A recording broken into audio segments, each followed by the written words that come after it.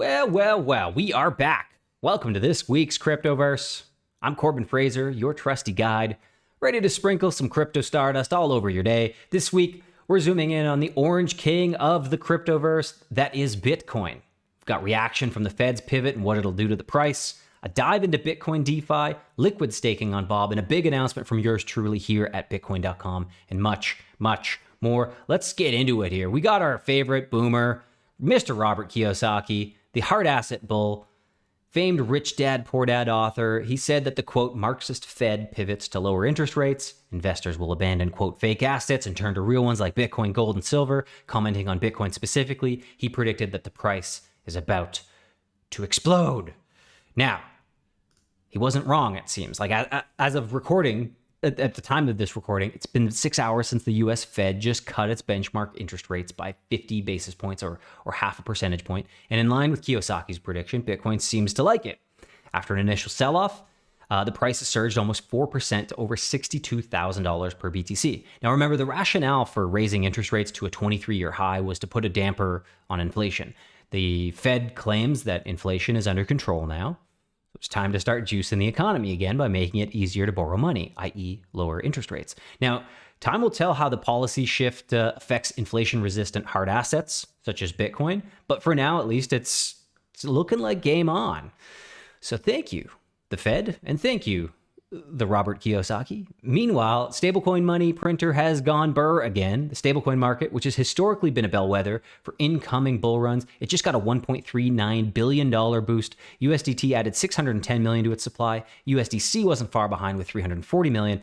Meanwhile, PayPal's PYUSDC hit a bit of a rough patch, dropping $230 million. Overall, the market's growing, but some smaller coins like Blast USDB, as well as some others, aren't seeing that growth as we're seeing here on USDT and USDC.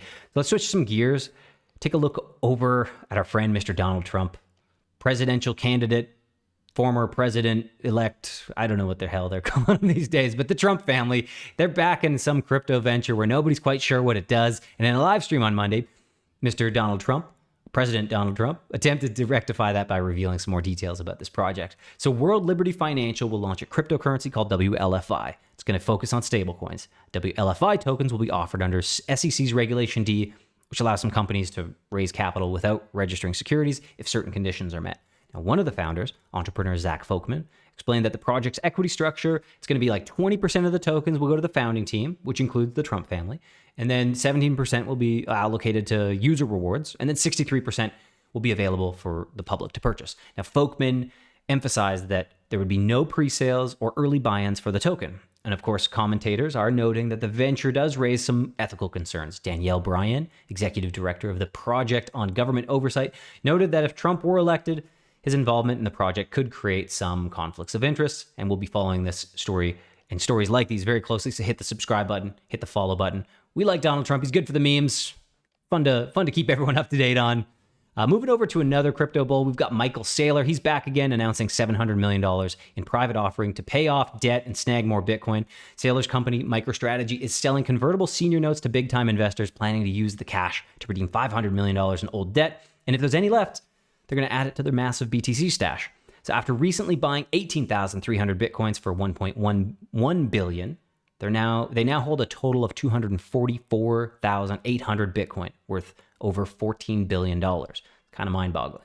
MicroStrategy's motto, it seems, is like, when in doubt, shuffle some debt around and buy more Bitcoin. Over to the innovation front, we've got Bitcoin. It's diving into the DeFi game like never before, and a report from CoinMarketCap and Footprint Analytics shows Bitcoin's evolving from just this like digital gold thing, former digital cash thing, to a serious DeFi contender. So thanks to upgrades like Taproot, L2 solutions, and cool tools like Rootstock, Bitcoin's now flexing its muscles in decentralized exchanges, as well as smart contracts and much more. With $1.07 billion locked in Bitcoin DeFi, up 5.7x since January, it's growing fast. But it's still got some hurdles like speed and scalability. While Ethereum's still the DeFi king, Bitcoin security, decentralization, and massive base of holders make it a strong competitor. So the future looks bright for, the growth of DeFi on Bitcoin. It seems like there's a Bitcoin renaissance happening. A lot of builders are moving over to Bitcoin, which, speaking of which, we've got a story from Bob, which is Build on Bitcoin. It's a hybrid layer 2 solution integrating Bitcoin and Ethereum. It's just launched Bob Stake, a new one-click Bitcoin staking product that makes Bitcoin staking as easy as ordering pizza. The platform allows users to stake Bitcoin and utilize liquid staking tokens, or LSTs, across decentralized finance apps. So they're teaming up with big names such as Kobo and FBTC, aiming to outdo Ethereum staking success. Now, according to Bob's co-founder, it's one click to stake them all. So if you're into Bitcoin and you want to dip into DeFi, you might want to go check out Bob. And while $5 billion has slipped out of DeFi over the last month and a bit, liquid staking is living its best life, pulling in 400,000 ETH over the same time period. So that's almost $1 billion worth of Ether that's been stacking up. Lida is still leading the pack, but Binance's staked Ether just leapfrogged Rocket Pool for second place. Meanwhile, some platforms such as Frax Ether and Stakestone are unfortunately shedding some of their ETH. Speaking of DeFi, DeFi is thriving in places where banks are flopping. Some good examples are countries in sub-Saharan Africa, Latin America, Eastern Europe. And why? Because it gives people financial tools that they usually can't access. But it's not all smooth sailing. There's some confusing onboarding, some sketchy regulations, occasional hacks, as well as, fragmented liquidity. However, a spokesperson from the crypto exchange Bybit said that more will be done to improve the on-chain experience so that users can access the assets that they're seeking with sufficient order book depth to minimize slippage. So despite the growing pains, experts say once DeFi gets its act together, it's going to blow up globally. Of course, access to DeFi is something that many countries' security regulatory commissions would love to put a stop to. They're, they got their hands in the cookie jar when it comes to TradFi, and DeFi, it's a little harder to do. However, over to the US and the Securities and Exchange Commission, it's having a bit of a facepalm moment, admitting that it's caused a mess with its crypto asset securities labeling. Coinbase and Ripple's legal eagles are calling out the SEC for its hot mess of crypto classifications. Coinbase's Paul Grewal pointed out that the SEC's mixed signals on tokens and Ethereum are a real head scratcher, while Ripple's Stuart Alderodi even joked that the SEC's finally owning up to making up terms as they go. The SEC's flip-flop and apology for creating confusion is definitely another WTF moment in this past week. Crossing the pond to the good old Brits, they just made it official. Tether is now considered legit property under UK law. In a big ruling, the High Court of England and Wales said that even though cryptos like USDT aren't physical assets, they still count as property. So this means that you can track, transfer, and go after them in fraud cases just like any other asset. In the precedent-setting case, though, there was this guy that was trying to get his stolen $2.5 million in, I guess, euros back after a crypto scam. They couldn't prove to the court that his USDT ended up in a fraudster's wallet, so while he didn't win the case, the ruling makes it possible in future disputes for defendants to be forced to repay fraudulently obtained crypto. So with all this coin entering the markets, Binance just gave us a bit of a heads up. Beware of Clipper malware. So Clipper malware swaps your crypto wallet address with a scammer's address when you're not looking. It's sneaky and it pops up in sketchy applications, so double check those withdrawal addresses and keep your apps official. It's better safe than sorry. Always read the first handful of letters on the address and the last handful of letters. If it's a big amount, read the whole thing. Just make sure you didn't mess it up. Don't send to a dead address or a scammer. That would not be good. Of course, at Bitcoin.com, we do recommend the fully self-custodial Bitcoin.com Wallet app, which enables you to buy, swap, and manage your Bitcoin and crypto without relying on centralized exchanges. And thanks to our integration with Happy Protocol, the wallet automatically warns you if an address that you are interacting with has been associated with any suspicious activity.